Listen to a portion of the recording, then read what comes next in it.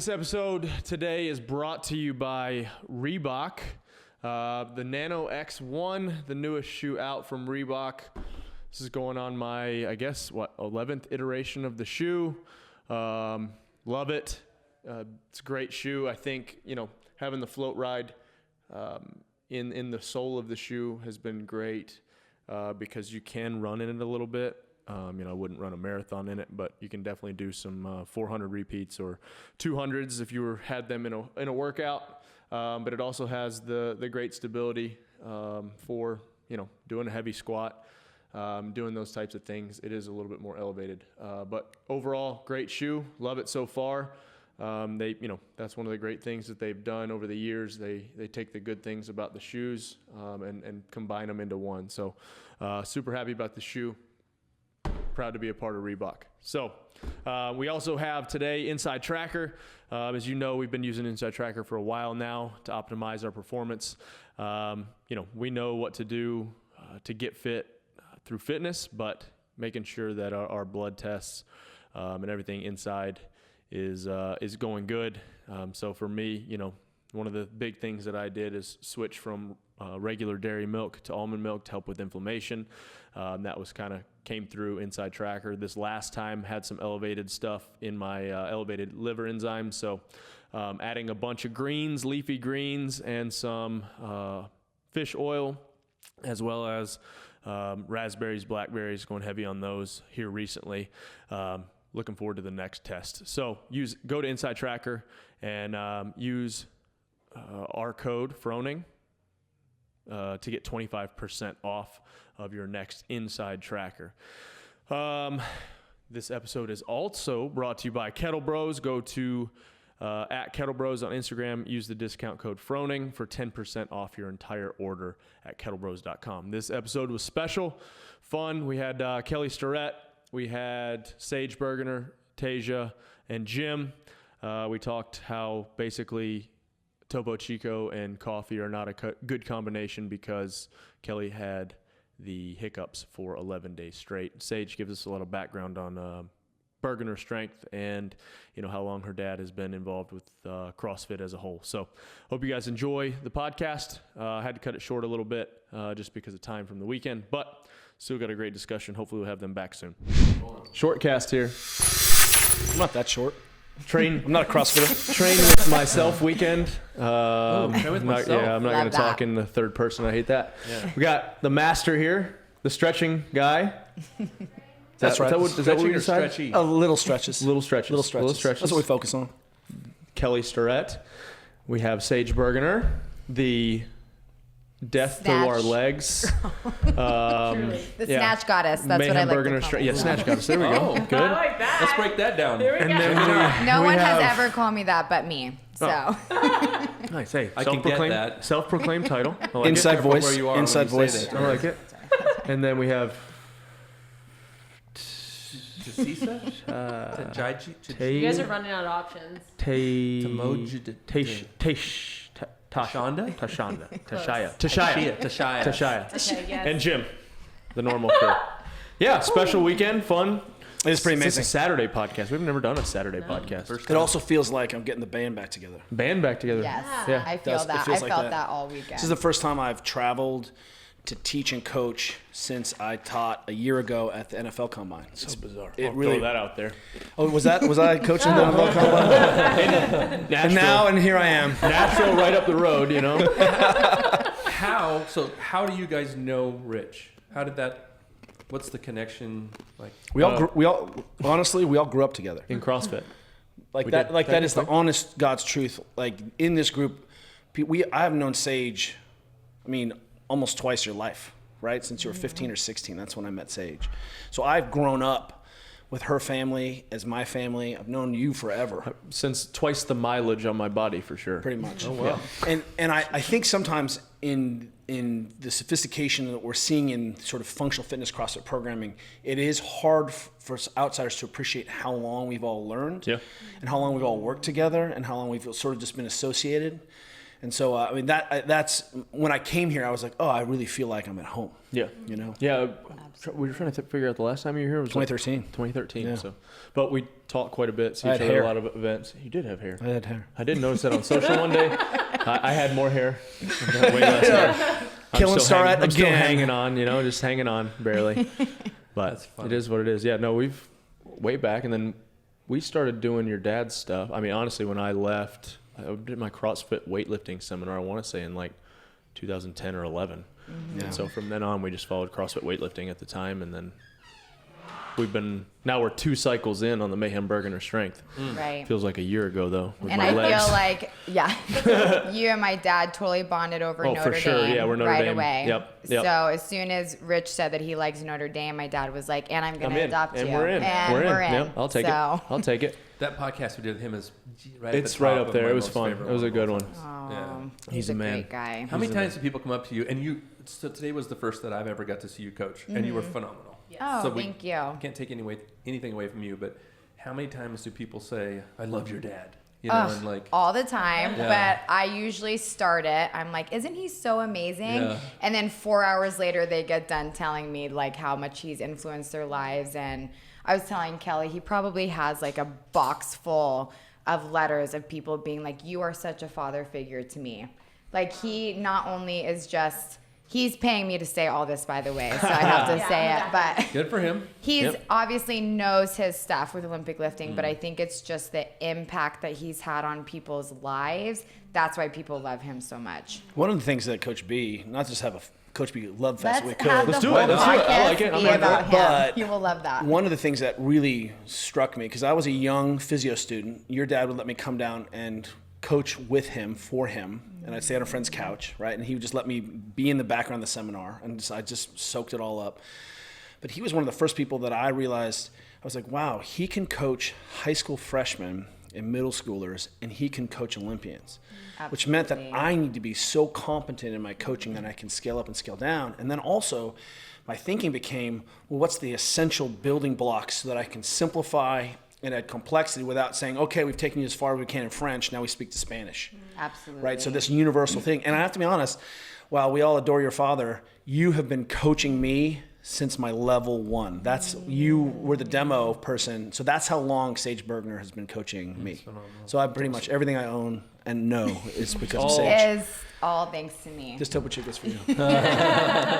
No, I do think that one of the great things about my dad that I have learned is that the passion that he has, whether Sure. it's someone who has just picked up a barbell or is an Olympic level athlete. Because as young coaches, we all want to coach the top people, right? That's everyone's goal. They want to coach elite athletes.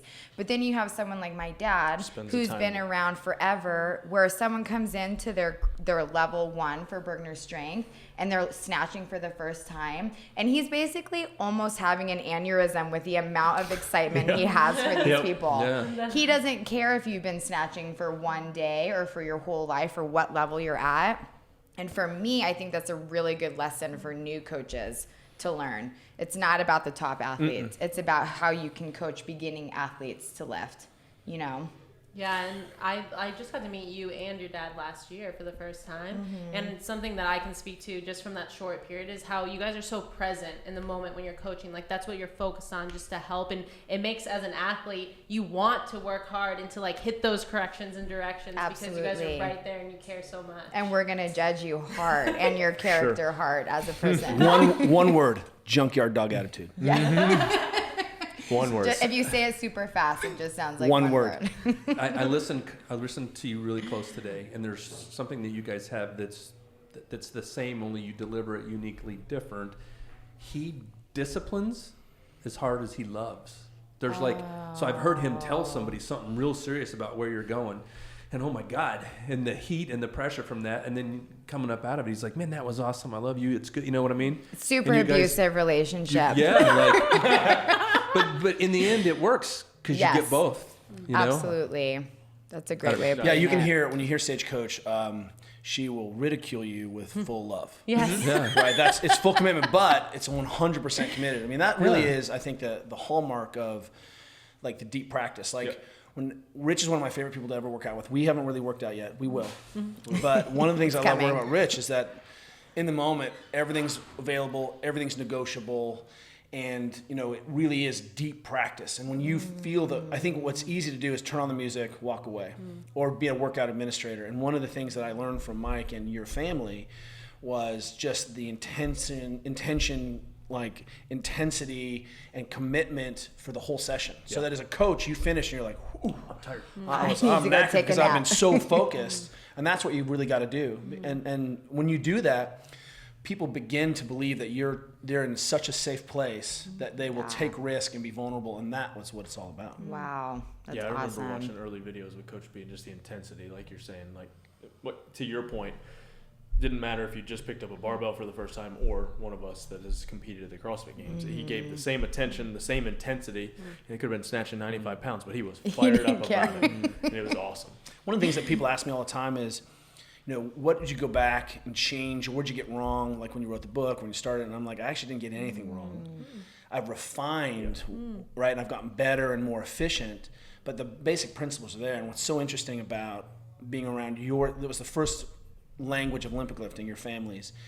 But watching you coach today, I'm like, oh, I know what this is. And I just see continued refinement. Even your programming is refinement on the basics that were so sound. And also the first language of, it's not just about adding another half kilo to the bar. It's about using Olympic style weightlifting and stimulus to actually make better people. Right. Right. Yes. And I'll tell you, of all the disciplines here, of course, there's so many things to be bad at in this sport. Right. This practice. But no one can hide in Olympic lifting. No. Olympic style weightlifting. You cannot hide. I'll understand your feet, understand your back, understand your coordination. Yeah. And I've almost come to think of it as, I'm like, you may get stronger and faster as a side effect of this, but it's about coordination. Yeah. And tissue tolerance. It's bananas how I keep coming back to it, and everything I know, honestly, is from Olympic weightlifting. It's the most amazing sport ever, and I'm not biased at all. At all. And I even watch you like clean, snatching or push pressing that and heaving snatch balance PVC pipe, and I was like, I hate Sage. She does it so easy. She's so pretty, and she's so popular. Her positions are so good, and I'm like, that man. ankle mobility is so good. Thanks, Sage. She doesn't even go here. I love that. That's great. It's amazing. What? Let me ask you guys this: how many times have you all done this training with the Rich Froning? This is 20, right? So Yeah. 20, I think they said. I don't even But know. I haven't I've been here probably- for all of them. I've been maybe 8 or 9 now. I've something been like for that. a lot. You've been for a lot A since lot. 15. Yeah. How does the group change? Have they become more sophisticated? No, it's fun. It's cool. It's at first it was.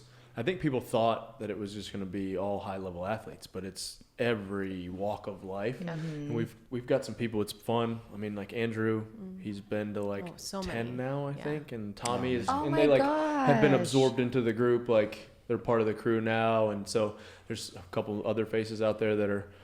Multiple repeat offenders, but this one feels a little bit different because, like I said, sharing the load a little bit. You guys taking some of the load off has been really nice, but it's a ton of fun, and that's what we try to get across to people is like, hey, we're not here to, we're gonna make you're gonna have some fun, learn some stuff, but we're here to just have some fun, have some, do some fitness and. those We need types of coaching. things. Yeah. What point in your life do you need to stop needing coaching? Never. Never. In fact, I feel like you want it more. Yeah. The more you Yes. get into the sport, you're like, someone please coach me. Fix me. I want to be coached so bad. Yeah. But what I find really fascinating about these weekends is I think with something like this, obviously it's very professional, it's very organized, but it definitely feels like, hey, we're just going to all come together and we're going to work Hang out, out. work out. And that is the best feeling in the world. Yeah. That training with friends is something that you just don't find many places. And I think it's what people really want and they crave, Right. especially like times like now. Community is what people Yeah. want. It's like you talked about. But you have created a really great environment for people to feel like, hey, I'm the best in the world, but I still want to train with you, which Yeah, is we so cool. We've got a really good group of people here, good team that we've assembled over the years, minus Tasia, but. I feel like Tasia is really, Tasia's just the punching bag, she but- is the face of this whole Persevich, company. Persevich, Persevich. I don't know. goodness. Persevich. Yes, that's it. Persevich. We talked about it and we didn't get into it. But my favorite thing, and people are going to love it that regularly listen to the podcast, and this wasn't planned whatsoever. The Topo This Chico. is Ellie's normal seat Yes. that Yep. Kelly is sitting in, Sorry, and Ellie. he is drinking the drink that she hates the most on the planet. She's streaming right now. And like, I she's love like, it. So in our kitchen, we have 2 drink fridges underneath the shelf. So we have our fridge, but we have 2 drink fridges, right? One's for produce, but one of them we call the Topo Cabana. oh, goodness. How many So Topo you're Chicos do you very drink a day? passionate about How many them. can I drink? I love it. So here's a little cautionary tale, kids. There was a little bit of stress in the world last summer. Oh. Our gym's going on. There's some things happening. And I may be suppressing some of that stress. I don't know. But I went through went through a phase where I was like, well, if it doesn't have caffeine or sparkles, I'm not drinking I'm it. not in. And I really went for a few days where like I was like, I want to be entertained in my mouth. And it was like coffee, and there was a lot of espresso because we were at home all of a Have you sudden. I was crossed like, them? Have you crossed coffee with Topo? Apparently, that's the thing. that's called an Italian I haven't soda. tried it What? yet. Yeah, yeah. Apparently, people are brewing coffee. oh, don't be surprised. I'm Muchalaja in. and like. Oh I've never tried it. I want to try it. gosh. So all of a sudden, I start to get like this little acid Kidney stomach. stone. Acid stomach. And I'm like, maybe my stress is acid. Maybe I should just drink some regular water. Nope. And because it's right there. So all of a sudden, I start getting the hiccups. I don't know if you guys have ever had the hiccups. They hurt. Hard hiccups. Never. Yeah. You ever had the hiccups that last 11 days? What? Lost 13 pounds. They had to put me on Thorazine, which is a pretty hardcore drug, but it's the only FDA drug to knock down, but it didn't work. And they were like, "What?" And You couldn't sleep. There's no way. no, I didn't sleep. My wife slept in the other room because every like 6 seconds I was like, boom. So painful. Oh yeah. There's And then a difference in like I would get this moment where I'd flinch and hiccup, and I wouldn't be able to breathe for about 10 seconds. I'd be like, oh. And I'd be like, it's gonna end. I'm sorry. I shouldn't be laughing. So then, Now like, that it's over. I got hypnotized. I did acupuncture, and of course, the Prilosec is finally kicking in. But I get to 11 days, and I'm like, well, this is my life now. This is who I am. This is my how life. I I die. can't teach. I'm disabled. Like, I'm like, welcome back to mobility wad. Like, and my wife was like, I don't know, maybe just drinking Topo Chico and espresso is an incomplete practice. And I was I'm like, no you don't know me. doctor. You don't know me. So every time I take one, I'm like, it's dangerous. living in danger. 11 days, lost 13 pounds, and really, loss plan. I lost. Yeah. There you Dude, go. we call it trauma trim. Your ab frame. Literally, my kids were like, "Dad, you're jacked," and I was like, "Thanks, kids." It's the hiccups. so much. Oh my god. 11 days. That sounds 11 like days, my 13 nightmare. pounds. Yeah, it was so bad. But what I learned, I actually learned, like, we actually talk about this because there's a lot of people suffering in the world right now, and we kind of, there's 3 like rules around pain or suffering. Is one is that you think, I can't stand this. And the first I was like, man, this is getting worse, and I'm starting to not be able to breathe, and my wife's sleeping in another room, and then I got to a place where I was like, well, I can manage this. It's not great, but I can manage it. And 2,700 milligrams of gabapentin, which is like a horse trank dose. Like my consciousness was kind of sideways for a few days. That seemed to work too. One, can I stand this? And actually, when you really get to the bottom of that question, you can stand it. This is really important because it doesn't matter if it's physical stress or physical pain or emotional pain. The second is that it's going to get worse. You're afraid it's going to get worse. And I was like, well, how's it going to get worse than this? So I really kind of examined that, and then it's going to last forever. And this hypnotist, who basically just did some mind training, he was just like, hey, look, how do you control a wild bull? He's like, you put it in a big field. And there's something about that mind shift where I was like, it's okay. I'm like, I'm going to be okay. I'm fine. And all of a sudden, I stopped being anxious about it. And I learned so much from those 11 days. From of Topo hiccups. Chico. Topo Chico taught me everything I know. Wow. Thank you, Topo. Stick it, Ellie. You don't even know what you could learn from this green That bottle. was such Yeah. a beautiful segue into the most amazing speech. I was laughing really hard, and then it was. That was an laughing, emotional crying, that was me. roller Emotional coaster. roller coaster, yeah. So when every time you take a drink, it could be your last. It could be. That's all I'm hearing. And for a while, I might have a little hiccup, and the whole family would be like, Oh my God. You okay? You okay? It's gonna happen again? I'm like, no, it's not gonna happen It's again. almost never failed for me. If I take like a pull of something carbonated, I'll get one big hiccup, and it hurts so bad. I can't Oh. imagine having Hurts. Wow. For And 11 look, days. I don't know if you know me, but I'm all in. Like if I decide, I'm like, oh, I'm all in. I don't think people have to know you to know that. Like, I am deep in. So I was like, oh, Topo Chico, I'm all in, right? If I'm gonna have hiccups, let's do the hiccups. Oh my goodness. that. This will get rid of it because I'm gonna burp and Yeah. they'll go away. People started like sending me like, here's a guy who's had hiccups for 7 years, and I'd be like, not helpful. That sounds like, oh man. No. I've My- actually had the hiccups for so long that I've cried. And like so long, like 30 minutes. yeah, like That's not a long that time. long. That's long. because they That is hurt. eternity. 11 days. I can't imagine. I literally, I'm sitting here.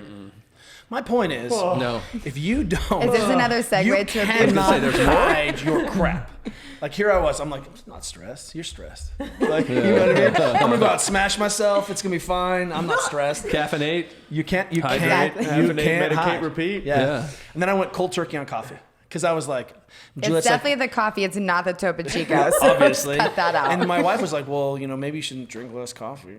And I was like, you don't know me. You're, Bite your tongue. Yeah. devil woman. And I went cold turkey on coffee, and I was just like, it was fine. Yeah. And that's why I know I can now drink as much coffee as I want because I went Yeah. cold turkey Yeah. and I can just turn it Now on you and off. know. Turn it off whenever Just I have to want wait for a traumatic life experience. Did you take a break from Topo Chico It's at like- any point? Oh yeah, for sure. Yeah. My You saw them in here brother. and you And actually, relaxed. to be totally honest, I don't blame the topo. I blame the La Croix. Oh yeah, that stuff's way worse. Okay. Oh man. Just so we're clear, this best. is Mexican. Yeah. have you, water. which blows my mind. They say don't drink the water in Mexico, but Yeah. And they ship it here. have you seen, segue into that, the flavor, making fun of the flavors of LaCroix? That is so Where it's funny. like, I was shipped next to a box of bananas. Yeah. Or, 'Cause it- or yeah. I was bottled downstream from somebody Yeah. spraying sunscreen. Who or is something chewing like that. bubble gum. You're talking about the coconut flavor. Yep, yep. You're like, That's I the know worst. this. I know that one. Yeah, we don't drink that. My brother these are the only ones I hates can do. sparkling water. He like hates it with a passion. And I'm so the same he way. sent me this meme, however you want to call it. Meme. And it was, I prefer meme. It just Okay. makes you sound fancy. But he Tarjay. sent me, it was like someone drinking water. And then their idea was, I want to make this hurt. And so that's how people develop good. that I love sparkling Topo water. Chico. And that story really makes that true. It's true. It hurts. It hurts. Have you guys seen Ted Lasso? Anybody? so good. When he drinks and he doesn't realize it's bubble water, Cone and gas. spits it straight in the face. Oh, it's so good. And then he's talking about tea, drinking tea. And he's like, "You guys actually like this, or is this just a joke to make?" Like, and she's like, "No, we like it." He goes, "No, it's terrible. I'm not doing that." Brown water. Brown water. Brown water. That show is. We watched the entire season, me and Hillary, last weekend, just because we were on a trip. Oh, it's so good. Start to finish. It's the only show where our whole family guffawed out Really? loud together. Good. Like we're all like, bah! And I work in Premier Soccer, and so it is particularly true. I'm like, you don't know how true this is. This is so true. It's so good. I mean, Teenage Millionaires is the truth. yeah. Yeah. Wow. Let me ask you. I want to know because you guys have been. You took maybe one of the most complex, fear-inducing sports, and you were like, "Here, everyone, here you go," and you turned us loose. What are you seeing now in this group? Here we are. You've been coaching for your whole life. Your family coaches Olympic lifting. What trend are you seeing in this group that we're not being good enough about and sort of explaining how to be a better Olympic style weightlifter? I think when I travel anywhere where I see a lot of fault is in people's overhead position and in their first lift off the ground. And the rich early arm pull. Definitely. Sorry for putting you on blast. I wanted to bring it No, up. no, Dang it. everybody. Yeah, no. It's, I have been. That's a signature. I've okay? had Signature, that it's on my patent- chest patent for a very pending. long time. You're like, finally. I got it off my chest. I feel very Your- free. Me and your dad had multiple conversations about it, and he was like, "Nope, keep it." And then he Totally. talked to his mentor, and the guy was like, "No, let that guy do whatever he wants to. He's like, he Absolutely. can lift in flip flops if he wants to keep that early arm pull." And I was like, "Good." Yeah. I 'Cause actually had, honestly, so I used to have my grip wider. Yeah. And so it would get to my hip. And then I had some wrist issue from it Exactly. being out so wide. So I brought him in just a touch. Pull felt stronger, but I have to get it to the hip. But I also cannot snatch from mid thigh to save my life because I Right. can't get. Good thing you don't have to be world champion in the world of mid-thigh snatching. Exactly. Yeah. So anytime it says mid thigh on your program, I either go high No, hang or thank just you. below the knee. Either one. So take that. Yeah. Yeah. In your face. In your face. No, I'm actually a huge fan of tweaking things to fit the specific athlete. The problem is that I can't go to every single person and be like, this is what I want for you based off of your anatomical differences, your strength, your weaknesses, who you are as a person, because I like tweaking things that way. Obviously, we have to develop some sort of methodology that, pertains to the masses and what we see most of the time, which is why this stuff really works, because it's so simplified and can work for 99% of people. But back to your question, I think that the overhead position and then the first initial pull off the ground and then through the middle, that finish position. Yeah. So the way that I look at it as the start, the middle, the finish, those are all of the 3 things that people really need to focus on. And that comes down to truly balance. And where does our balance start? Oh, say it. The feet. Say it. The Say it. Preach. feet. I'm not right? saying I'm obsessed with your feet, but maybe a little But bit. we're a little obsessed, like foot fetish kind of thing. Yeah. And it's Every coach I pretty know amazing. in the world, all the best coaches in the world, everyone gets to feet.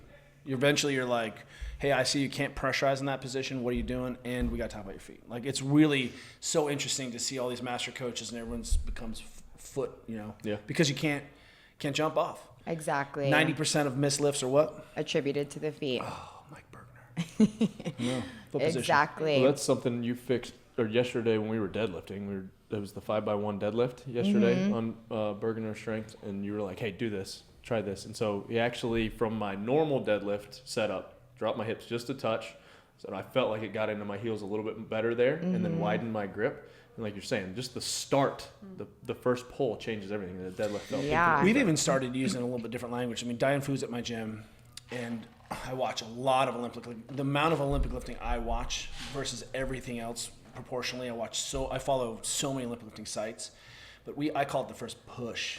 Exactly. Because when we say pull, we get pull, but when we say push, people start to understand, and the mechanics are the same, but the language we're using is getting Yes. better, and that's where we're refining. right? Absolutely. And look, I think one of the things that gets lost in this is we have to start somewhere with people. You don't have to be perfect. We're going to start, then we're going to have the next conversation, and then we're going to continue to have those little refinement conversations. And then when we're solving mechanical problems, this is something, I told you, I remember being down at Bonsall High School. What was it? What's the name of the high school? Your dad's high school? Oh, Rancho Buena Vista. Rancho Buena Vista High School, RBV. And I remember watching 10,000 skill transfer exercise drills and losing my mind. I was Yeah. like, how am I going to learn this? Like, I have to be a coach for 50 years and then I can be as good as Mike Bergner? And then what I realized with my funny monkey brain was what he was trying to solve. And then I just took it a step further and was like, well, you don't have any internal rotation of your shoulder. That's why you have to early arm pull. And so what we start to ask then is, hey, we definitely need a workaround while we're improving the system. And then we always are coming back to, what are the signatures that you're moving? Is that truly a signature of the movement, or is that you just solving your body's mechanics in this moment? Because it is, we don't get something for nothing. So that was really a big important moment for me, was realizing that, man, you're a different body every day you show up. And one of the reasons, like, for example, people feel like the Bergner warm-up doesn't apply to me anymore because I'm so advanced. Right. Is you're looking at it the wrong way. I need you to be able to feel your body and to recognize who you are today before you go. So gratitude journal, waking up, process, who am I, CO2 tolerance, whatever it is. How do you know what your body's moving today? What we see is people just get right into it. I'm like, you don't know what body that is. You know what I mean? Like, you're smoked from yesterday. You've got these old things, whatever is happening. So part of what we're trying to do with practice is come up with the feelings that people can have. Like, can you feel your foot pressure? Great. Now we can be talking about what's going on and then doing these same routines, not because they're rote and you just kind of go through the motion, but because you actually begin to feel, oh, wow, it's a little tougher today. I can't pull as high. Exactly. Then you can go minister to that. You can go program to fix it. You can do the assistance work or the accessory work, but we just don't have a good idea. And sometimes in this CrossFit style training, because the domains are so crazy and we're doing so many different things, it's hard to know what's happening. Yeah. And then you get back to snatching, you're like, I don't know why I can't snatch. I actually really love that concept of your body's different every single day. And it's something that you can apply. I feel like my back is turned to you. I'm sorry. I feel like it's It's normal. Everybody does so it. anyways, Can you just move that corner? Just kidding. I'm kidding, everybody. That's a Dave- joke. Chill. Is that CEO now? It's CEO, right? He's like director. Director. I'm sorry, of Man director? Mission, That's me. Director. You used to be an athlete, but now you're a director. Thank you. but I feel like Moving it's on something that you can apply to the Olympic lifts as well. So perfect example, maybe my hips are a little bit tighter and getting down into overhead squat today is not happening in my normal squat stance. So I have to tweak a little bit. That's right. Maybe my wrists are hurting today because my biceps are really tight. And so anytime I go overhead, I'm feeling this tweak. People immediately go to, well, maybe I just shouldn't snatch today. What about listening to your body and being like, okay, let's get creative with where I can put my body in a different position, where I can still move, I can still be productive today. And have the stimulus. And have the stimulus. So maybe I'll just move my grip in a little bit. And that's a hard balance to find because with weightlifting, you want repetition, you want it to be the exact same thing every single time, same hand placement, same foot placement. But you also have to balance that with your body's not going to move the same every day. You're not going to feel the same every day. So be open-minded to maybe some minor tweaks here and there that you need to make with your technique. And that makes it so fun because I think people get bored with Olympic weightlifting. There's only a couple of movements that you can do. And so it gets... 2, right?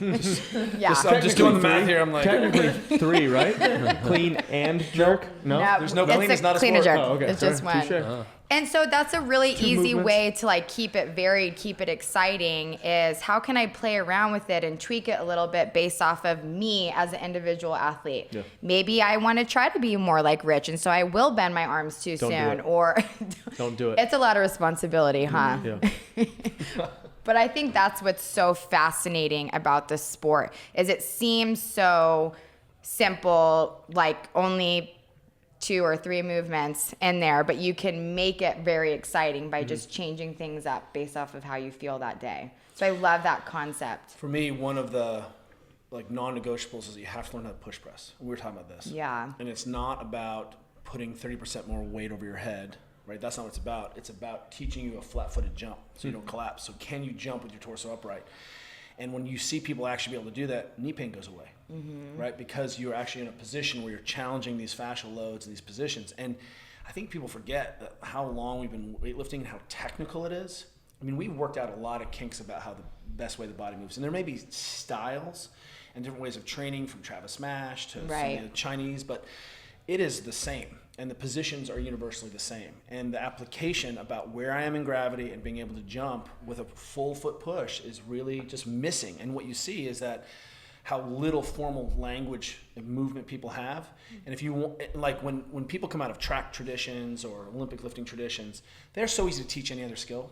Absolutely. Right, so that is the foundational language that I teach my daughters around all movement is basic weightlifting. Yeah. I mean, I don't forget a lot of things. Photographic memory. Comma, your dad made every kid warm up every single day with 50 overhead squats with PVC pipe. That was the buy-in to come to class. So just think about how we could transform society for like, here's a PVC pipe, 50 overhead squats, go.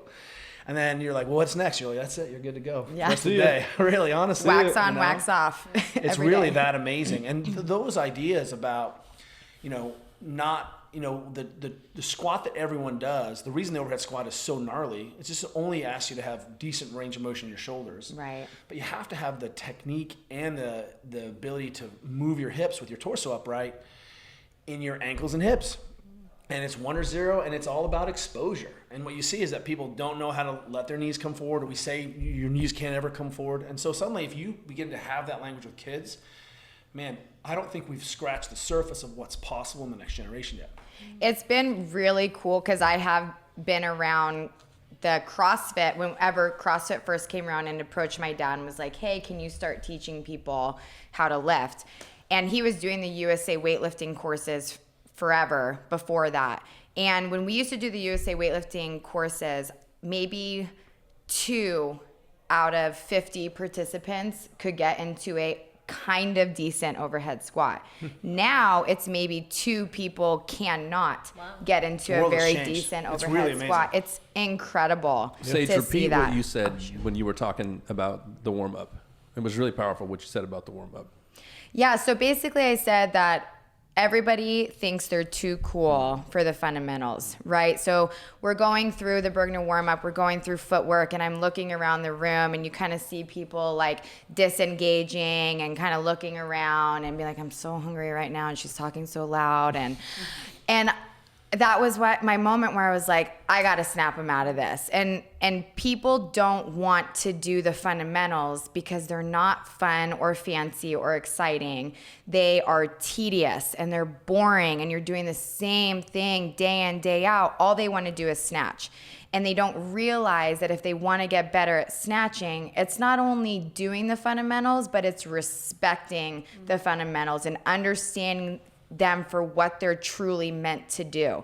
You're supposed to kind of go through this vicious cycle of you establish your technique, you kind of fine tune, fix things, and then all of a sudden you get better at that stuff, and then you realize other stuff has started to fail. So come back to those fundamentals so that you can keep rewiring and tweaking and perfecting your technique. And I mean, I've been doing this sport now for 26 years, and there are still things every single day where I'm like, oh my gosh, I never thought of it like this before.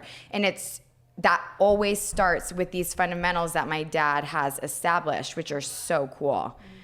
Everyone in I run when we did have a gym, rest in peace. Everyone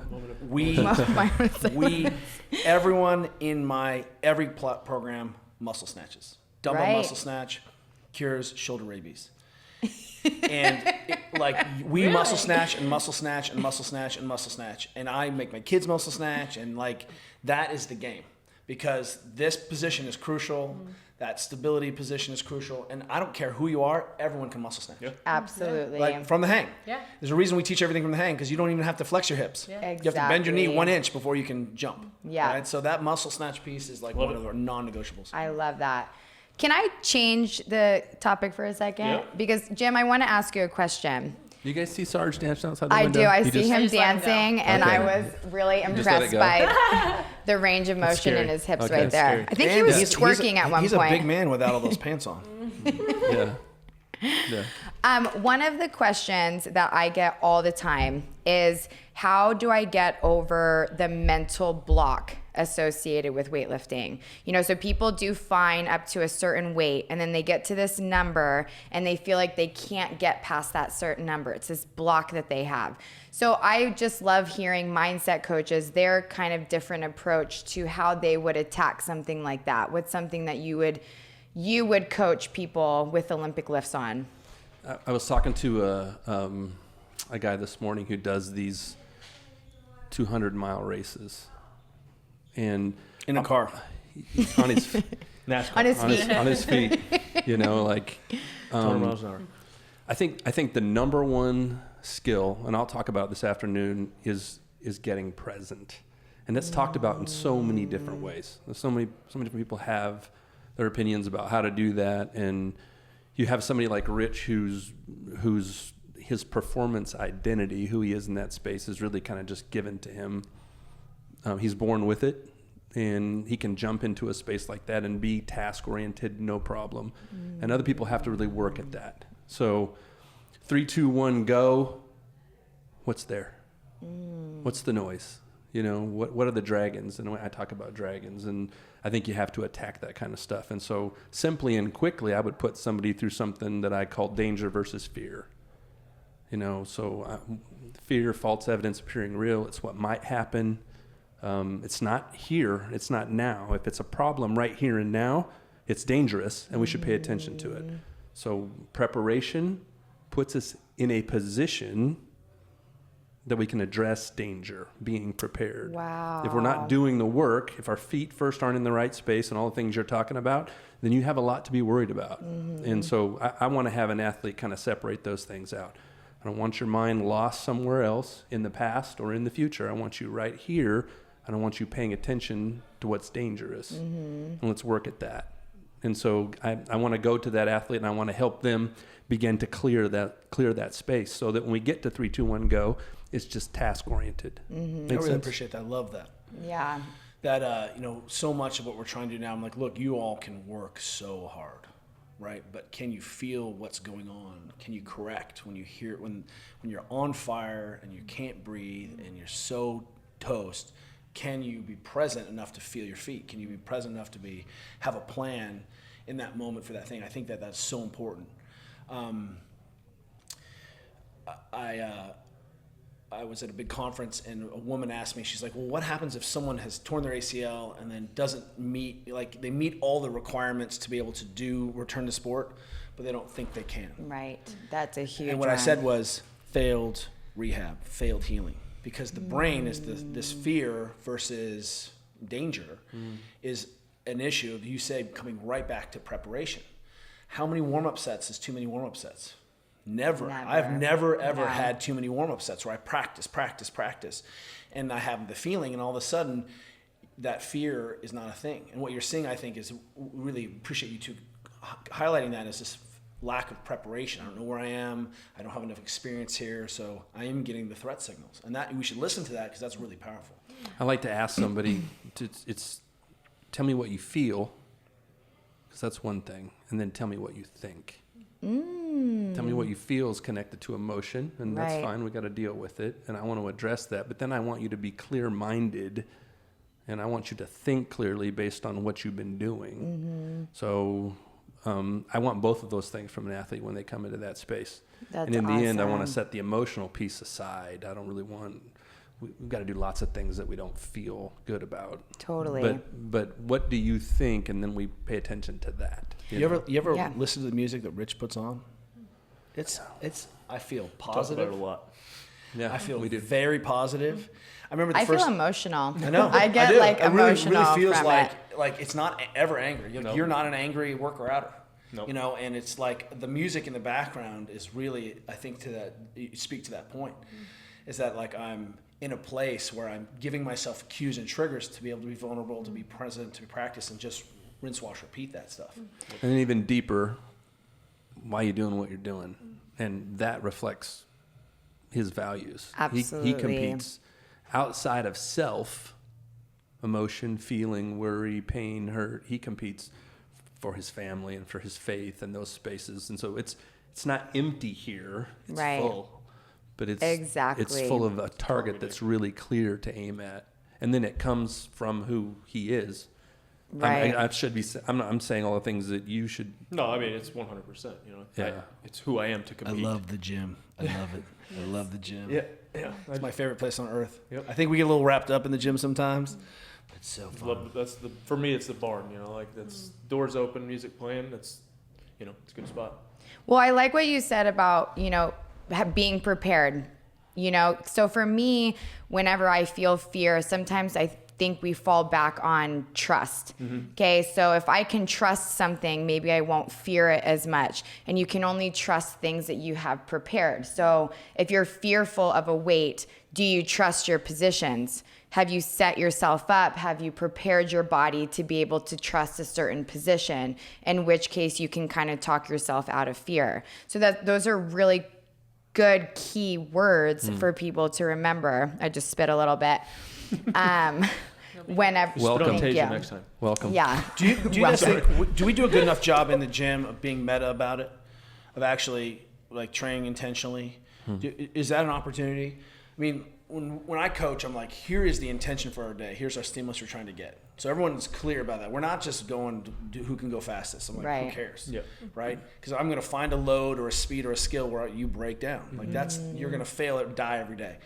But, the things I hear you talking about, is there enough debrief, you think, in people's lives where they're reflecting? Because the training is really allegory for who you are and how you show up and how you support other people. Like one of the things I watch is I'm watching everyone else in their own little mind, is Tasha judging me again, as I lift? And, how do they cheer? How do they pay attention? How do they get together and debrief? I just feel like there's so much richness in this physical practice that we haven't taken advantage of.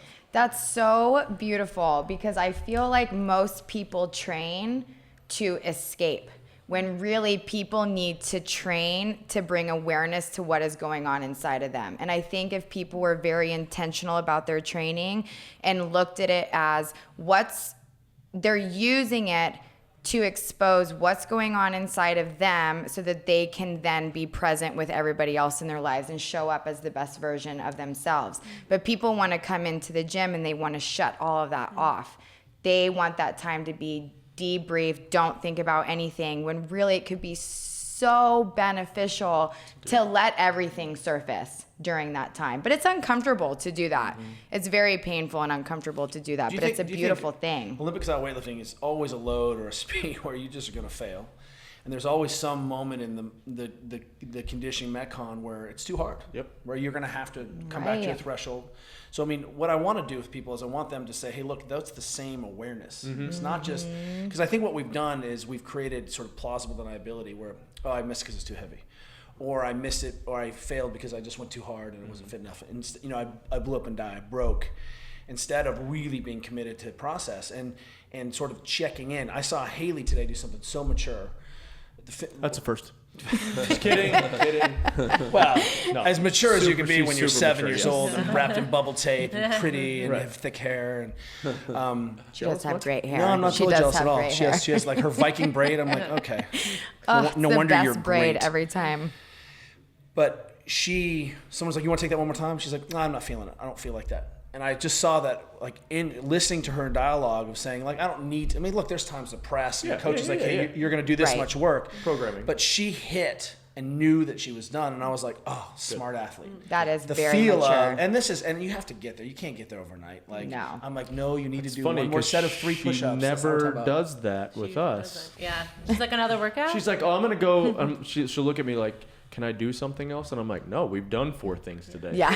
Do as I say, not as I did. You know, like you're not gonna gain anything by doing that. So I'm glad that Absolutely. when I wasn't around, she actually was like, no. And it's good. I was like, well, do you want to take it as high pull? And she's like, no, I really feel like I'm good. I was like, that is so fantastic. That's very you mature. should talk to her about that because she actually came to me and she was like, I'm not sure if I made the right decision here. She was like, I knew I wasn't feeling it. I need to get some food and do this. But she's smart and she like needs some backing and that knowing that. She needs That to would know, be hey, good it's to okay hear to that shut from down you. sometimes. Yeah. I love that. That's so cool. I hate Well, to be the jerk here. I just want to say last thing. Last thing, I learned go. that, I learned Go. that Oh, from we had the Mike best Bergner, question. which was when the frying pan's hot, we cook. Yep, exactly. Boom. It's something that I've learned over the years is like, if I feel good, I'm gonna go. Let's go. And then today, like our percentages were supposed to be a little bit, 75%. We went, we were trying to push Chase a little bit too, and we went heavier, but felt good. Nothing like, we're still moving fast, still moving with purpose. So we went up a little bit. So That's it's been awesome. fun. You have to do But that. it's 11 It's years of perceived knowing that. exertion. Perceived, yeah. Percentages are just perceived exertion. They don't Except mean for anything. squats, I'm not there. No, I'm doing those percentages, and I'm gonna try to push my head through the wall because that's Absolutely. what we've been doing. I think what you said is really important. 11 years. 11 years, yeah. Ready versus Perspective. prepared. Yeah. Ready means to me in mindset, got my emotions under control. Prepared means I got my emotions under control and I did the work. Yeah. And that's super important For sure. for you to stick your spot, Yeah. yourself in that place, and then to really have that kind of intelligence about what. And we haven't given people those guidelines, those benchmarks. When do I know? Well, your techniques break down. Can you even identify when What's breaking down? you're practicing now what you're not trying to do? You've exceeded your capacity. Because I mean, in Olympic lifting, it's so easy. I didn't make the lift. I made the lift, right? And I'm like, well, there's like 17 other things in that like you broke down 5 jumps ago, right? Right. And it's hard because if I say you're gonna do this much work, you can downshift and grind and keep grinding, especially this generation of athletes. So how do we know when we've lost our intensity or we've lost our purpose or we've lost our percentage? I just think we haven't done what's the language of compensation, even psycho-emotional compensation. All of a sudden I see people standing around and I'm like, we're done. Yep. Exactly. Like stimulus is met, we're done. Yep. Not You're hopping on the spending a bar. lot of time. And even in myself in my own gym, like I'm training, and all of a sudden I'm like, what's on the music right now? And I'm like, oh, I must be I'm done. done. Done. I'm out. Checked out. Awesome. Well, we appreciate you guys. Sorry we had to rush you. We had to wait this morning, so we're going to try to get to people again. About to go do some more fitness. Yeah. Fitness. I'm into it. Little Yeah. stretches and fitness. Just little stretches. Thank you guys. Yeah, thank you Thank for you. doing it. Seriously. Thanks. Glad you guys filled most of the talking because Ellie usually does that for us. Peace. Bye.